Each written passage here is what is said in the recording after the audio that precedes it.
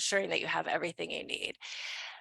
If you want to know what the cost of the application is, it's $700 US if you are a member of a participating organization to submit your CFRE application.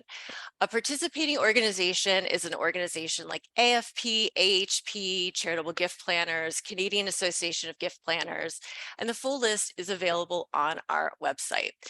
If you are not a member of a participating organization, the cost will be $875 US for you.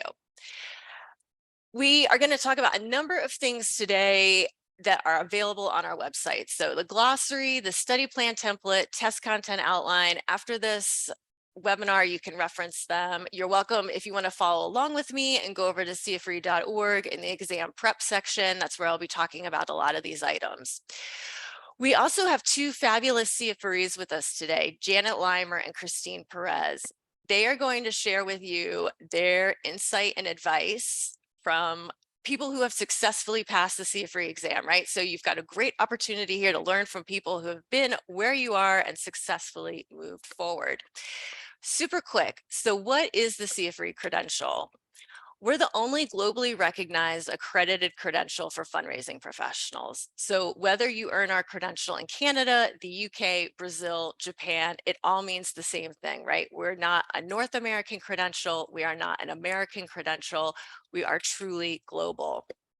We've been around for over 40 years, so we've got great longevity in the space, and everything we do is grounded in best practice ethical fundraising, right? We all want to think everybody's ethical all the time, and then we see what every other day it feels like there's a charity in the news for the wrong reasons. Our donors, our stakeholders, foundations we get grants from, everybody wants to feel confident that our nonprofits operate ethically and above board at every turn. The CFRE credential proves your mastery of best practice ethical fundraising. And why would I want to do this now, right? You're busy, you have a life, you have a job, you have a family, you have all kinds of things going on. Well, one is if you intend to look for a new job in 2024, recruiters notice when you're a CFRE. We hear often that people become a CFRE, they put it on their LinkedIn profile, and all of a sudden they have recruiters reaching out to them when maybe they weren't hearing from recruiters before. If you are going to take a new job and maybe report to a CFRE, we know a lot of CFREs want to hire CFREs because they know the rigor of the credential. I always say become a CFRE before you need to be, right? If you're going to go on the job hunt in January, January is not when you want to start working towards this. You want to start today. You want the strongest negotiation leverage possible when you go to your next salary negotiation, whether that's for a promotion or a new job. Why? Because all of your power, I'm telling you what you already know, is before you sign the employment agreement, right? You need to be the best candidate possible, worth every cent before you sign that employment agreement, right? Don't leave money on the table. And I'm going to show you in a few slides how much more money CFREs make versus non-CFREs. We know there's a very real gender wage gap. If you want to make sure you have everything in your arsenal at negotiating time, start working on your CFRE now. Okay. AFP's 2023 compensation and benefits report this year. Okay. If you are a CFRE in the US, you will earn 5 to 16% more than your non-certified colleagues, right? This is this year's data. The CFRE, that $700 US dollar application fee, it's going to pay for itself many, many, many times over, right? If you're in Canada, good news, CFREs there on average 14% more than non-CFREs, okay? We only have data for these two countries, but think about what your salary is. Now picture it 10% higher. Now picture it that year, the following year, and the following year, and the following year, right? Why not? Make the investment in yourself. All right, let's see if the poll is going to cooperate today. Let's see if this poll is going to want to cooperate. We have a question to ask you, and I think the poll has decided it's not going to let me. So we'll just move into the exam creation. The CFRE exam questions apply globally, okay? No matter what country you're in, they apply. We're not going to ask you about Singapore donation law. We're not going to ask you about bequest law in the UK, right? All of the questions on the exam apply no matter which country you live and work in. And we're going to look at 2 sample questions later today, and you'll see exactly what I mean. Every year we add new questions. This is why the exam is always up to date. We work to keep it current. And it is in English using universal terms.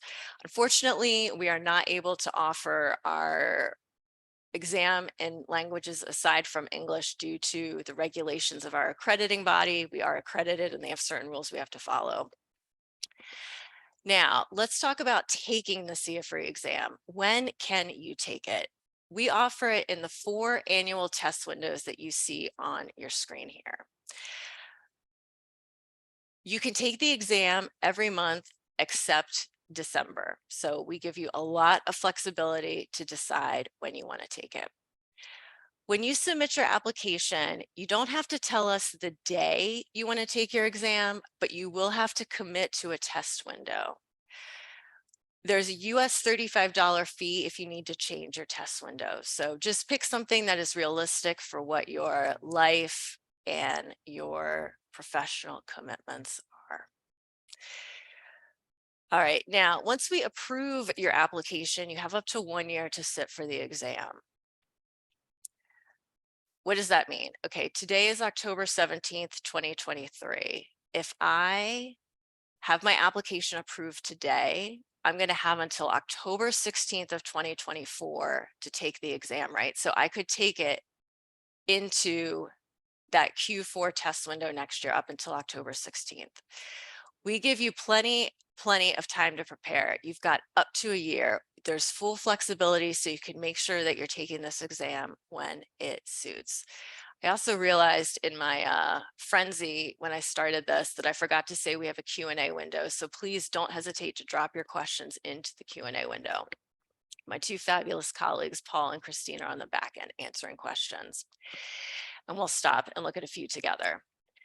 The CFRE exam itself has 200 questions, and we are looking for the best answer of the best practice. If you don't listen to anything else I say today, I'm going to tell you what the #1 mistake is people make on the exam. They answer the questions for how their organization does something. If for some reason your organization is not following globally accepted ethical best practices, and that's not to say anybody's intentionally being shady, right? But maybe you've got some old systems in place, you're trying to pivot. If you answer the questions for how your organization does something and your organization is not following globally accepted best practices, it's probably not going to work out. Right? This is the lens that the exam is coming to you from. Some also very good news about the exam is that it is multiple choice. The correct answer is on the screen looking back at you. There are no open-ended questions. There are no essay questions. Purely multiple choice where you have 4 answer options per question. The exam is about applying your knowledge, okay? It's not about rote memorization of a bunch of definitions, all right? So to illustrate what I mean, we're gonna look at this practice question. This practice question does not appear on the live exam, okay? It asks, in preparation of the case statement, which of the following pieces of important information should be included first? 1, specific objectives and goals of the organization. 2, mission statement of the organization. 3, environmental issues affecting the organization. Or 4, specific problems and needs addressed by the organization. All right, you don't need to type your answer anywhere, just have it in your mind. Okay, what do you think the answer is? right? You got it? It's the mission statement of the organization. That is the best practice to start your case statement with what your org's mission statement is, okay? So see, this question would apply no matter which country you are in, right? Now, the exam itself is completely computer-based. It is written at the 5-year practice level. That means it assumes that you have been fundraising for 5 years. You are able to take this exam with as few as 3 years experience.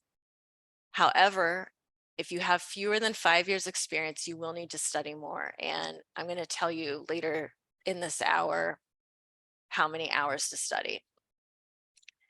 So if you have more than 5 years of experience, that's fantastic. It's written at the 5-year practice level. We give you 4 hours to take the exam.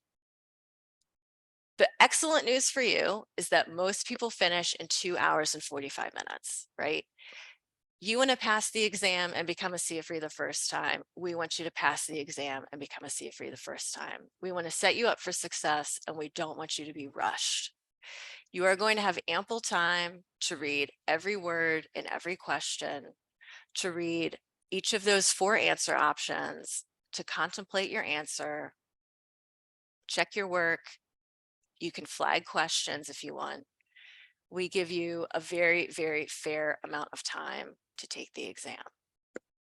All right, now the way that the exam is structured is you will be given access to questions 1 to 100, and you can zip around in there. You can flag questions. Let's say you're on question 11 and you're totally stuck, but question 89 jogs your memory. You can go back to question 11, right? Once you're fully satisfied with those answers on the first 100 questions, there's going to be a box on your screen, right? And you're going to click it, and it's going to say start optional 10-minute break.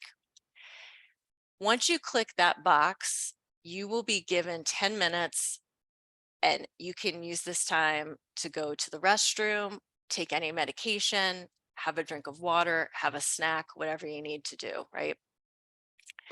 But you will not be able to get back to those first 100 questions. And that is for exam security reasons. We don't want people looking something up on the break and changing their answer. Even if when that, and when you're done the break, you'll click this box again, right? And then it will take you into the second half of the exam. There is no way to bypass this break. Even if you decide to take a 2-second break, you're not going to be able to get back to those first 100 questions. They will be considered done. All right. When you are done with the second half of the questions, that is when you will have completed the exam. The exam is scored on a range from 200 to 800.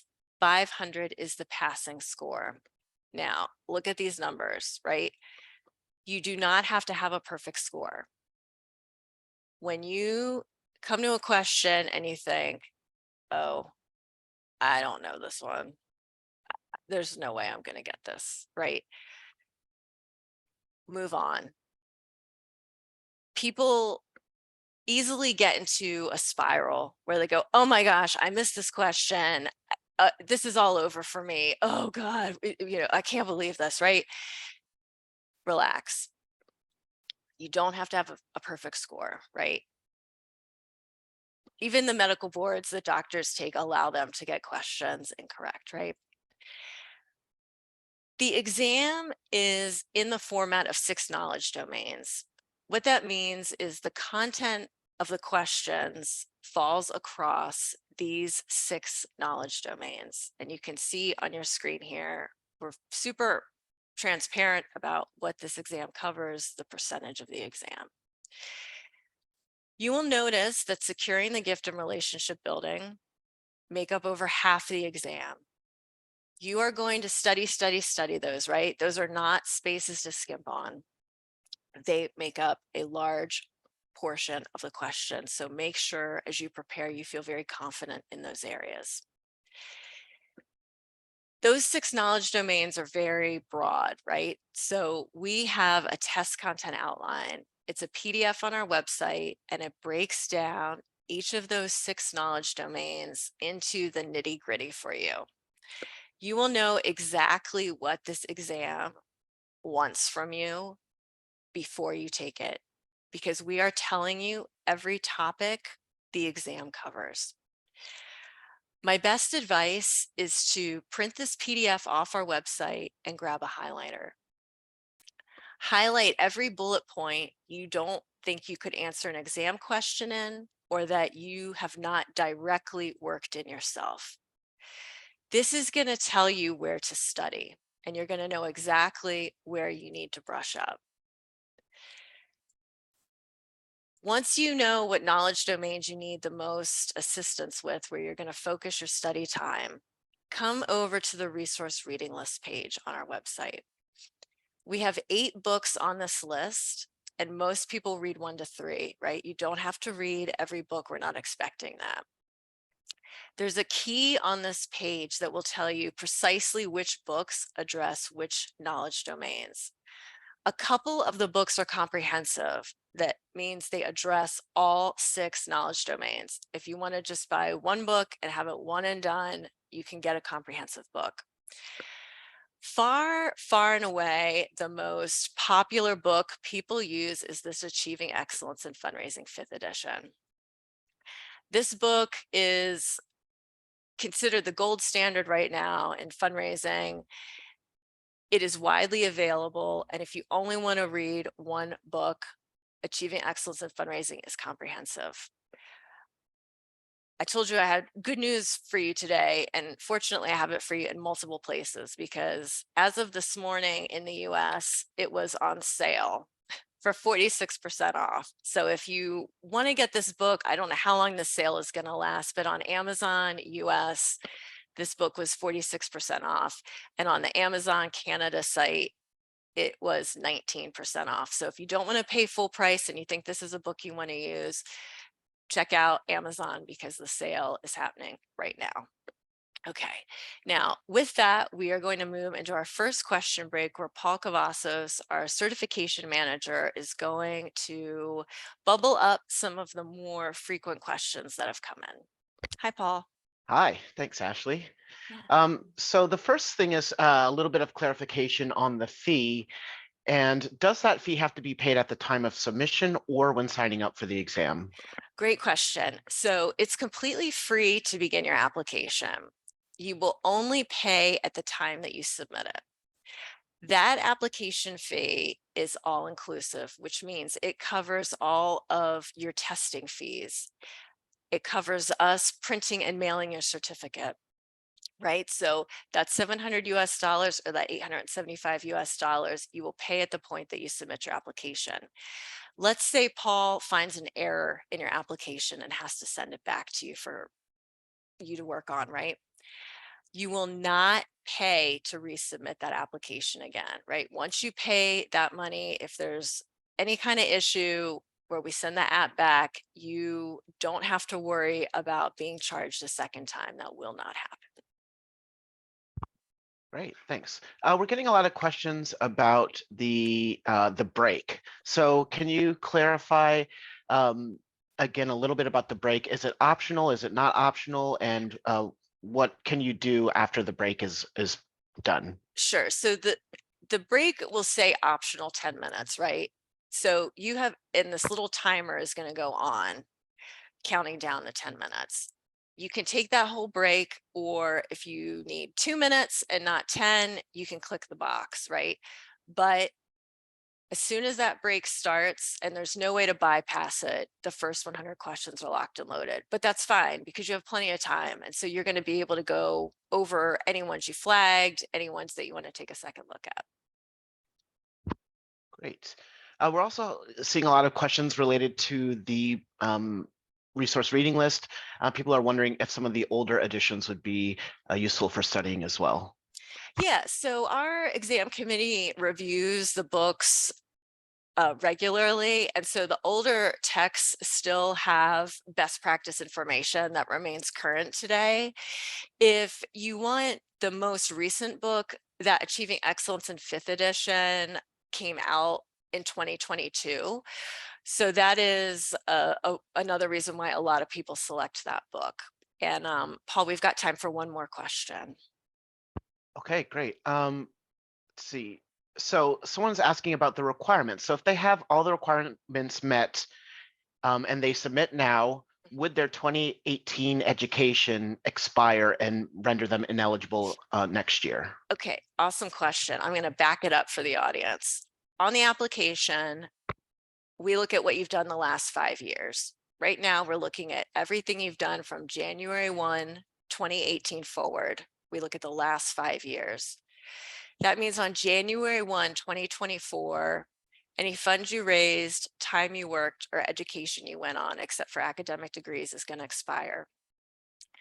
If you submit your application today and you have 2018 items on it and you don't take the exam until next year, you're fine. Because when the exam is submitted to us, it's considered an entity that is done, right? It's locked and loaded. We've approved it.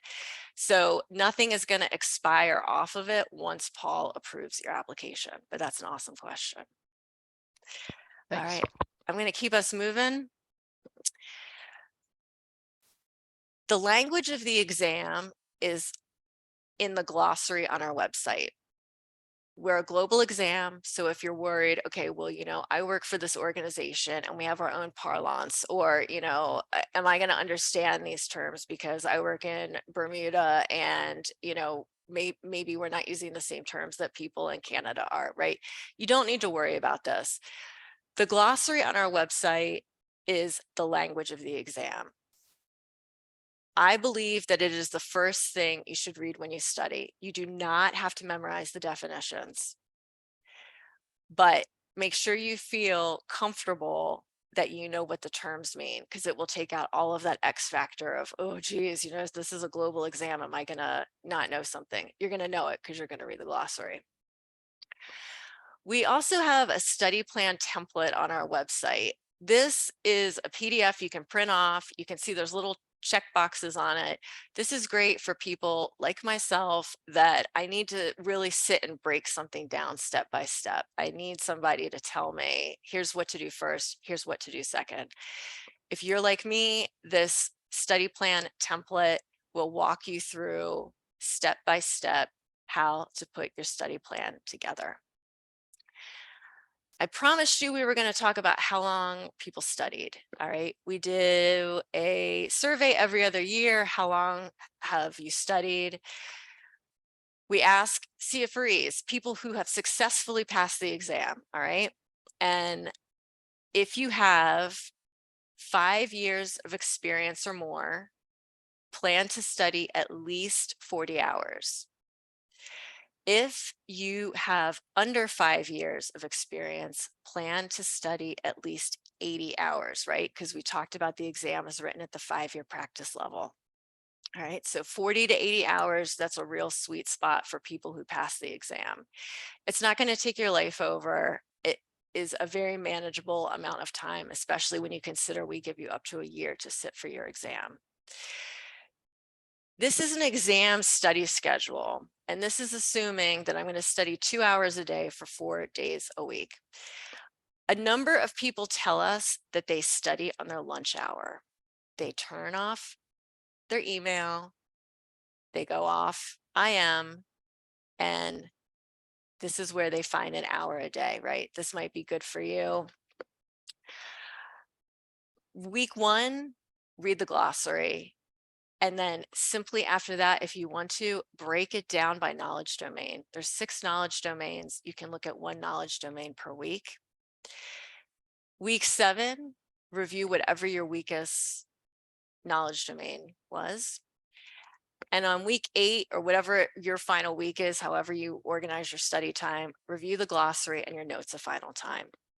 There is a body of research that if you write your notes out when you study, you will retain the information better than highlighting. Don't fall into the highlighting trap. Write your notes out, and then that way, when you're in your final week of prep, you will have them to refer to. Some people study alone, some people like a study group. We have a study group page on our website where you can see ones that are currently happening. Many of them are online, many of them are free or low cost. You may also want to contact your local AFP or CAGP chapter, see if they can put the word out in a newsletter or on social media. I've also seen people put out the word on LinkedIn and Twitter and just say, hey, I'm looking for a study buddy. Hey, anybody want to study with me? I'm taking the exam in March. So that those can all be great places to find study groups. I'm also going to tell you about 2 products we have to prepare that you do not have to use. Okay, if you don't want to use these, you don't have to use them. First is the CFRE practice exam. This is a subscription product. It's on our website and it is unlimited use for your subscription period. So it's US $59.95 for 30 days or US $99.95 for 90 days. This is great if you want to get back in the test taking groove. It has a bank of 320 questions, right? You can take 10 question mini quizzes or you can take 100 question tests. It's multiple choice. It's 4 answer options per question. None of the questions on the practice exam are on the live exam, but there are retired questions from the exam on the practice exam. So this is a great way if you haven't taken an exam in a couple of years to get your feet back under you. We also have a study guide. This is perfect for people that like the old school workbook style of studying. This has practice questions in it and it has space to inventory your knowledge. But one thing people love about it is it has a whole section on test taking strategies for multiple choice tests. So that is also available on our website, on our website, and you can get to the Amazon or barnesandnoble.com link, and that's $49.95 US. But again, you don't have to use it if you don't want to. All right, now we are very glad that we have 2 CFREs with us today, and the first that's going to speak with us is Christine Perez. Christine is a CFRE in Miami, and she earned her credential last year. So Christine is going to take you through how she prepared for the exam. So go ahead, Christine. So good afternoon, everyone. You know, I think the best thing that we can do is if we've passed the exam to celebrate and to help those working to get that certification themselves. So speaking and kind of reconfirming what Ashley spoke to, I created a detailed 8-week study plan. And as you go through and you look at the books and look at the domains, I strongly recommend creating that detailed study plan and not deviating from it. So during that 8 weeks, live, breathe, sleep CFRE. I was actually able to get the audible version of the primary recording or recommended reading. Excuse me, I'm just excited to tell you all about it. And so when I went to the gym, when I went for walks, even if I wasn't studying, I was listening to the information. And anytime that I had an opportunity to read or a break at work, I was studying. And so that was in addition to my comprehensive 8-week study plan. One of the best things that I did for myself is I signed up for Jack Alato's class. He is on LinkedIn and his email is on LinkedIn. And even if you message him and say, I want to join your next study group, I strongly recommend it because it was at that time for me a weekly class every week for 2 hours on a Saturday where we dove into a specific domain and people in the virtual class had all these questions, and it really helped for me to have a true litmus test on what I was needing to continue to study on and what I was already prepared for. So that class is amazing. And the great thing is Jack would even send every single day a CFRE minute. So when I say you live, breathe, and eat CFRE, every morning I'd get a CFRE minute where just a little best practice, and that in my inbox every morning. So it was always front of mind for 8 weeks. And it was actually during that class that Jack said, hey, if you are looking for a study group, you should have one. And so I dropped in the chat, who wants to be to study with me? And 4 individuals from across the country said, yes, I'll study with you. I said, great. We're going to have, let's say we'll meet at least 3 times a week, knowing something will happen. So we'll probably only meet 2 times a week. I ended up having a virtual study group, and the only one person showed up for the study group, and he lived in Arizona. But the best thing is we kept each other accountable. So it ended up being at least twice a week. We would meet for an hour. And it was so good because I had an accountability partner that kept me in check. We talked through questions, and it really empowered me, and I felt so comfortable. And we also had our own little cheering section. And for someone that I was very nervous about taking the test, and it gave me a little anonymity in my community, to have someone totally unrelated to me that not in my area that I could study with. And I would recommend it 1,000 times over again, because I felt so prepared when I walked in the exam, that it felt good and comfortable. And we still keep in touch to this day, and we'll still share best practices and even talk through things. And one thing I would like to share is I am the anomaly that I took the full 4 hours of the exam, because to Ashley's point, you can you have your break in between. I took it in person, and I wanted to make sure that I, for some reason, didn't miss any question, and any question that I might have not known. If I was 100% on, I would flag it. I went back and read through every single question over again. So I took the full 4 hours, but I was glad that I did, because what I found is the exam is, of course, donor-centric, of course, best practice from CFRE's view, not what your organization might do. But it really, really helped me to slowly go through those questions, because the questions were a little more vague than I was looking or anticipating.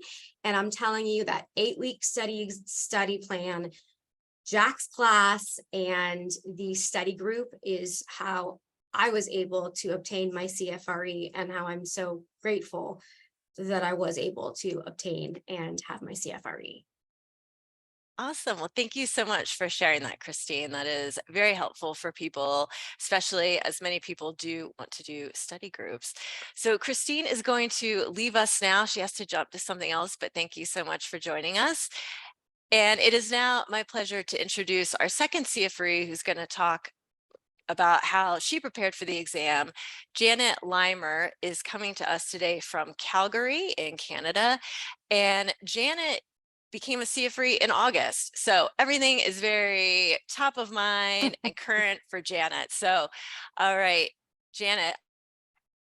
Thank you so much, Ashley, for the warm welcome. Everybody, you're about to embark on an amazing journey. That's what I can tell you. It's a little daunting when you, especially if you're like me and you're of a certain age where, hey, it's been a minute since I took an exam and whatnot. But the CFRE really, the group there really prepares you for it with all the resources Ashley spoke about. And how I planned for mine, not unlike Christine, is I did make a study plan. But I took into account like when I wanted to write the exam. I wasn't going to rush it. I did my work back schedule, taking into account every facet of my life, from work to family to kids to vacations, whatever. I took it all in so I could break it down to understand what I was trying to achieve and not to rush myself. It gave myself enough time to study and enjoy and actually absorb things. And it prepared me to succeed. And despite this, I had to reschedule not once, but twice due to health issues. And so you have to plan for the unforeseeable as well. So that's where I say I gave myself grace. I was like, okay, then my health takes precedence. I'm going to put this on the back burner for a moment. I had the whole year to write it, and I would reach out to the folks at CFRE to say, hey, I need to reschedule. This is just not going to work because of these issues. I also sought out a mentor, which was Jack Alato. I joined his group, as well as John Finn here based in Calgary, who also ran a study group. These two gentlemen really anchored us in our studying. Jack's daily minutes are amazing. And he's there as a cheerleader for you, which is great, giving yourself that positivity and doing your daily affirmations. As for study plans, there's as many study plans as there are people taking the exam. I did break it down based on the domains, and I used all the tools that were recommended. So I did use the study guide. I did use the study groups. I participated in Jack's lot. I did purchase the Achieving Excellence in Fundraising book 4th and 5th edition, because when I started my journey, the 4th edition was what was out. But I did download it on Audible. So if you're an Amazon Prime, you get Audible anyways. So download it. It's a great tool to just review the domains, maybe on your commute. You have nothing. Well, I mean, you should be focusing on your driving, of course, but at least you could listen to that and you can absorb a little bit. I did the practice exams. I didn't overdo it on the practice exams. As Christine mentioned, and Ashley has indicated, these are not exam questions that are on the exam itself. So they kind of just help you to focus on how it's going to be worded. And the questions, as Christine said as well, they are very vague. They're a lot vaguer than you're expecting. Plan your success. Oops, sorry, skipped my notes here. For the Canadians here on the group, research some of the terminology that's used in the textbooks. For example, a charitable remainder trust. Although it's often discussed in the Canadian charity fundraising area, charitable remainder trusts are rarely implemented in Canada. Most of the time when someone is very excited about this, it's because they've come off of a fundraising seminar. It really is a US-based thing, but if you can take, that's just one example. So if you can take some of the terminology that is in the Achieving Excellence in Fundraising and just find the equivalent in Canada, it'll help you to better absorb it. So that's it for me. Like, seek out a mentor, seek out your cohorts who are going to be writing the exam, but don't rush it. If you're signing up today and your intention is to take it in January, that's awesome. But do remember the holidays are coming up. So you're probably going to have a break mentally from that. And you don't want to be cramming. You do not want to be cramming this stuff, folks. All right, thanks, Janet. And I do have one question for you. How many years were you in fundraising when you took the exam? Oh, that's a good question. I started in the nonprofit sector in 2011. However, I've been a volunteer fundraiser for, I don't want to say how many decades, but let's just put it this way. My kids are in their mid to late 20s. So you can do the math there. I've done started off with the school fundraisers and worked my way up, and then discovered the beauty of being able to take what I was doing in the for-profit world in tier 1 marketing and applying it in the nonprofit world. All right, excellent. Well, that's good to know. So for people who think, well, I've been in fundraising for quite some time, I feel nervous because I haven't sat for an exam because I've been a working professional for so long, don't let that cloud your thinking. Absolutely. Yeah. All right, Janet. Well, thank you so much. And we'll hear from Janet towards the end of the hour once again. All right. So we have a question break, Paul. I think we've probably got time for 2 questions. What are on people's minds? All right. Well, I have a question for Janet.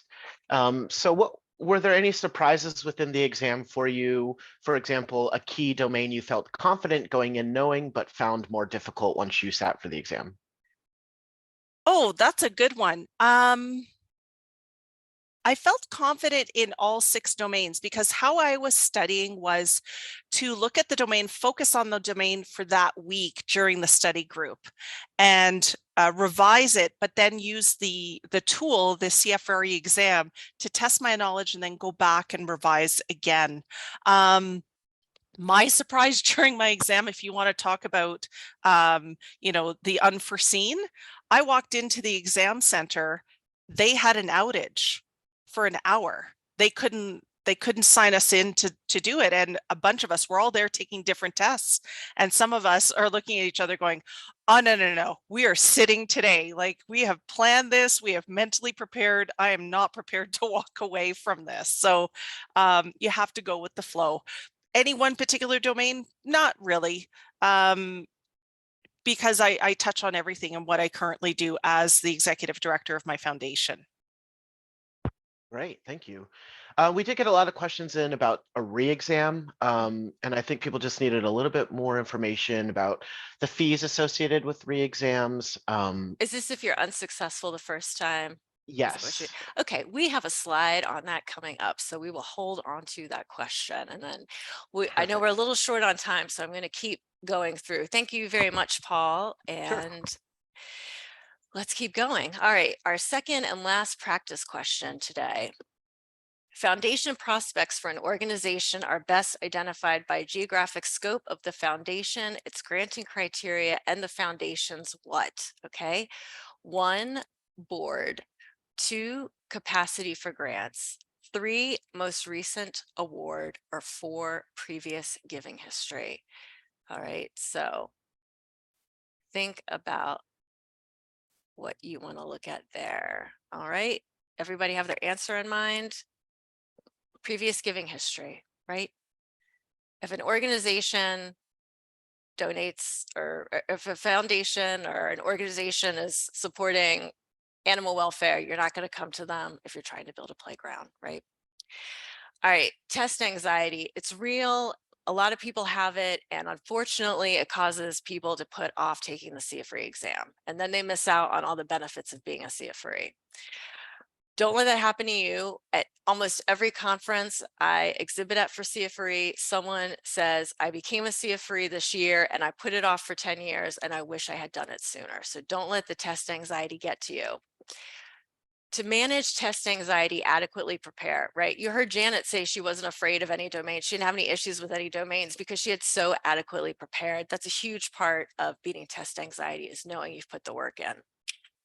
Remember, this is an exam on your career and what you do day in, day out, Monday through Friday, right?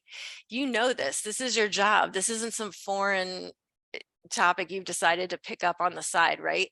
You are smarter and more experienced today in this moment than you've ever been. And after you study, you are going to be smarter and more experienced and ready to take on the exam. Some people say, Ashley, I'm not good at exams. Well, when's the last time you took one? If it was 15, 10 years ago, forget the past, right? It's a new day. You're older, you're wiser, you are more knowledgeable. So don't let anything from the past mess up your future. Remind yourself you have ample time. You heard Christine say she took the full 4 hours. That option is there to you if you need it. You can request an accommodation. So if you have a mobility issue or a reason why you might need extra time, maybe dyslexia, we are happy to work with you on an accommodation. Just request it 60 days in advance, and you can email share, SHARE, at CFRE.org for that info. Okay, so the day before the exam is really key to prep. A lot of people will take off work. They want to be in their best frame of mind and they don't want a bad day at work clouding anything. This is not the time to study, right? You've already done the studying, but you're going to reread your notes in that glossary, right? Just final cement. Know the route to the test center if you're going to take it at a test center. Know if you need money for parking, and plan to be at the test center 45 minutes early because there is a check-in process. Now, you have 2 options for how to take this exam. You can either take it from your home or office with a product called OnView, or you can take it in person at a test center. You have a higher chance statistically of passing if you go to the test center. We get all the data back. We know this for a fact. We also had someone once who took it from home, and with 9 questions left, his home internet went out. Don't let that be you. Go to the test center. If you do have a mobility issue, you don't live anywhere near a test center, obviously that may make the most sense for you. Just know that there are a number of requirements that you are going to need to meet with your computer and the space. If you go to a test center, you can get up and use the restroom at any time, although the clock will keep ticking. You won't just have the ability to use it during the break, but if you're at home, you can only use it during the break for exam security because they don't want people going into other rooms and looking things up. If you go to the test center, they'll also give you scratch paper and a whiteboard, so you can, sometimes people find it easier to write out things as they're thinking them through. At home, you don't get that for exam security. A number of things will not be permitted at the testing station or with you to come into the test center or around your station when you're taking this from home. No books, no food, no drinks. They don't want you spilling liquids on keyboards, no calculators, no medication. That is what you'll have access to during your optional 10-minute break, because people hide notes in medication bottles. You will not be allowed any papers, notes, your cell phone, or a watch. So if you go to a test center, there will be a locker so you can put your phone, your keys, all of that good stuff in there. If it's from home, none of this can be in the space. If you go to a test center, it looks a little something like this with individual testing stations. There's headsets or earplugs if you want to be sure that there's no outside noise intruding, and security cameras. To find your nearest test center, go to this URL on your screen, pearsonview.com/CFRE. Type in your postal code or zip code and it will populate a map like you see on the screen here. So I've done this for London and the UK, and it will populate a list of those test centers and a map of where they are. The admissions process on the day of the exam, you need 2 forms of ID and 1 must be government issued. So license, passport, state ID card, province ID card. 1 must have your signature and photo. When we approve your application, we give you an authorization to test letter. The name on that letter must match what's on your ID. So if you get married, or if you become a joyful divorcee, or whatever happens to you between when you get that letter and you sit the exam, make sure your name matches. And if it doesn't, that's okay. Contact us and we will help you with that. All right. Now, at the test center, you have the option to take, and from home, the option to take a little tutorial of the interface before you dive right in. This is great because you're going to have a little bit of time to get acclimated to what this all looks like. You will always be able to see the time remaining for the exam. Okay, it's going to be on the exam itself. You will always know where you are in the exam.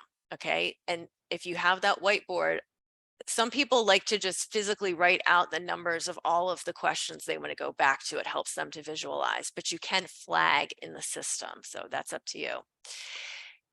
Easy to move back and forth. Like I told you, you can, within the first 100 questions, and then again, right in the second 100 questions, you can zip around in those. Now, what happens when you finish? Within 48 hours, you will have your score. It will often be a lot faster. Within 1 week, you will get a digital badge. You may have seen people use these on LinkedIn and Twitter. There's no cost for this, but this is a way you can announce to your network that you are a CFRE. And remember those test windows we looked at earlier. At the end of each of those, that's when we mail the certificates, right? We don't mail certificates every day of the week. We mail them in a batch at the end of the window. All right, so the questions people had, what happens if I don't pass? Okay, here's the first thing. People worry about what happens if they don't pass before they've even submitted their application, before they've even studied, right? Don't get hung up on this. We know that people who prepare for 40 to 80 hours put themselves in a very healthy position, right? People pass this exam all the time. Do not psych yourself out about, oh my gosh, what's going to happen? I don't even, I couldn't even fathom it, right? Like I tell people, the people in your life who love you, they will still love you, right? If you don't pass the exam, you know, life will go on, right? There is a $375 US retake fee, right? I told you before, you want to pass the exam and become a CFRE the first time, we want you to pass the exam and become a CFRE the first time. That 375, that often motivates people who are like, I'm not paying that. I'm gonna pass this thing the first time. There's a 30-day wait period before you can take it again. There's a maximum of 3 attempts on one application. All right, this very rarely happens. Don't worry about it. You're gonna do great. All right, so Janet, we are gonna hear from Janet, her advice. We've got about 2 minutes for your slide. So tell us everything that is your advice for folks who are ready to get going. Okay, I think we've lost your volume, Janet.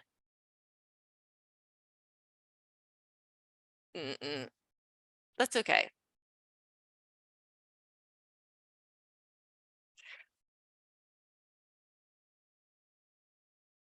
All right, it's okay. That's fine. What we will do, sorry, I know you have great info, but that's all right. Well, thank you, Janet.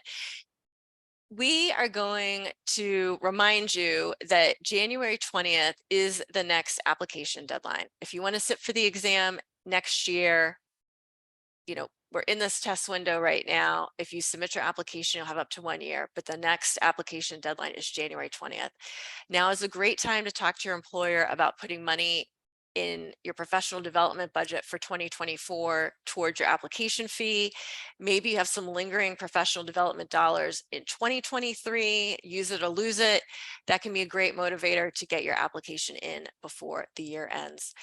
Now we have 5 minutes left and we've got a ton of questions that have come in. So Paul, I'm going to hand it back over to you and tell us what some of those popular questions are.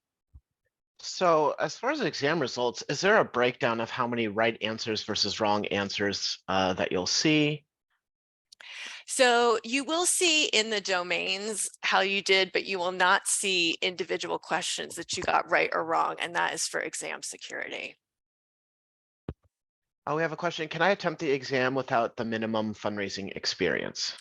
Unfortunately, you must, well, I shouldn't say unfortunately, but you must meet all application requirements before you can sit the exam. Great. We have a lot of people asking about the average pass rate. Sure, that fluctuates every test window. It usually is between 70 and 80%. And I'm going to tell you an anecdote that will hopefully make you feel better about that, because I told you it wasn't 100%. And one, if it was 100%, it wouldn't mean anything, right? This is an exam you do need to prepare for. But just the other month, I talked to somebody who was unsuccessful in the exam, and I asked her, can you tell me how you studied? And what do you think she said? She said, I didn't study. People who do not pass the exam have often not studied. And they think, I've been in fundraising 15 years, 19 years, 23 years, whatever, and that's going to serve me well to pass this. And that is not how it often works for people. So if you prepare, you won't be worried. Great. Are you penalized for incorrect answers? No, the way the exam works is it gives you points for your correct answers. So you are always better off to answer than to leave a question blank. Great. This is a question about eligibility. So are references or recommendation letters required? No. Perfect. Let's see. We have some questions about what you can and cannot bring into the exam room with you. I know you mentioned that, but specifically like water or snacks. Nope. Nope, they don't come in the exam room with you. They will go in the locker at the test center because Pearson VUE, our test center partner, does not want crumbs, liquids, etc. on their keyboards and workstations. So when you have that 10-minute break, that is your opportunity to have your snack. Now, keep in mind, if you go to the test center, there will be a water cooler and you can go get a drink of water from that water cooler, but you cannot bring in a water bottle or anything like that because people hide notes in those.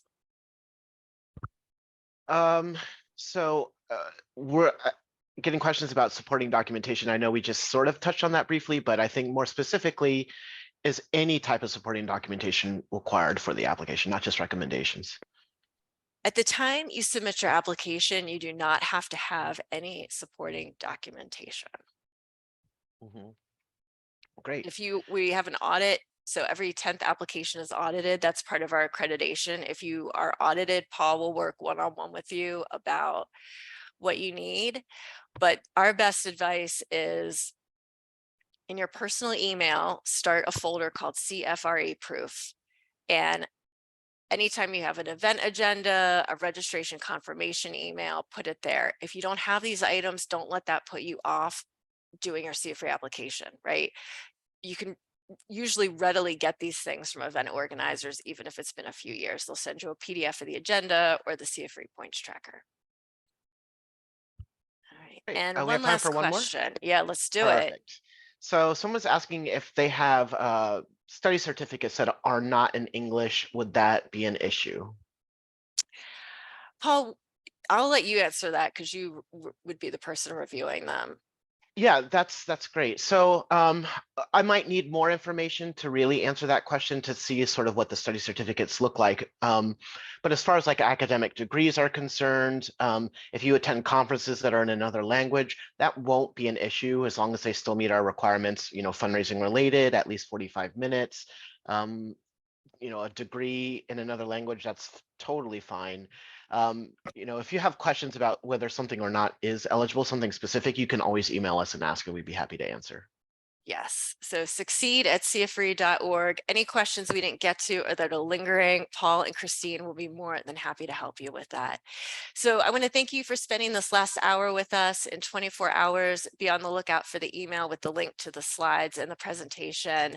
A big thank you to Janet and Christine for sharing their knowledge with us today. So thank you, everyone. We wish you all the best for the CFRE exam. Have a great rest of your day.